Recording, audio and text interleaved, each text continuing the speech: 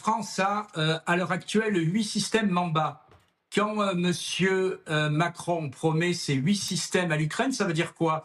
Ça veut dire qu'on donne tous nos systèmes anti-aériens à disposition de l'Ukraine. Et la priorité avant de vendre des avions, on ne sait d'ailleurs même pas comment ils seront payés, c'est peut-être d'équiper l'armée de l'air française. Donc voilà.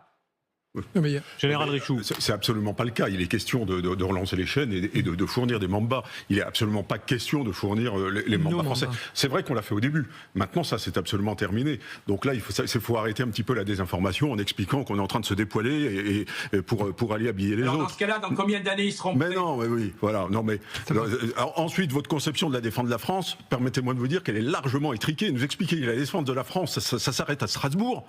Mais il faut peut-être vous mettre un petit peu à l'heure de 2025. La défense de la France, elle commence aux frontières orientales parce qu'on fait partie d'une alliance qui s'appelle l'OTAN, parce qu'on a des alliances aussi au sein de l'Union européenne avec l'article 42.7 qui est un engagement systématique aux côtés de nos alliés lorsqu'on est attaqué. Et en aucun cas, ça me limite au périmètre national. Là, vous êtes au 19e siècle, Monsieur Mariani.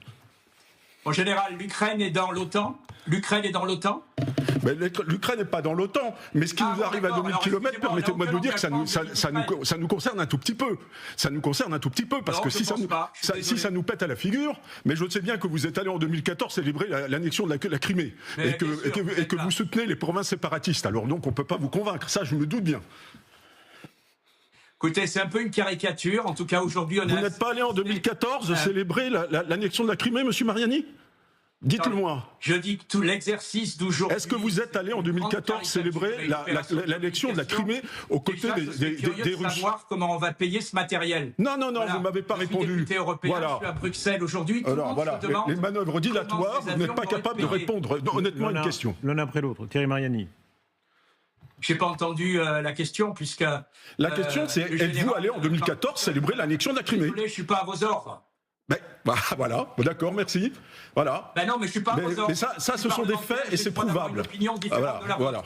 Alors, nous expliquez pas quand on va chez l'ennemi ce qu'est la défense de la France, s'il vous plaît. Voilà. Moi, j'ai servi mon pays 40 ans, c'est pas votre cas. Quelle est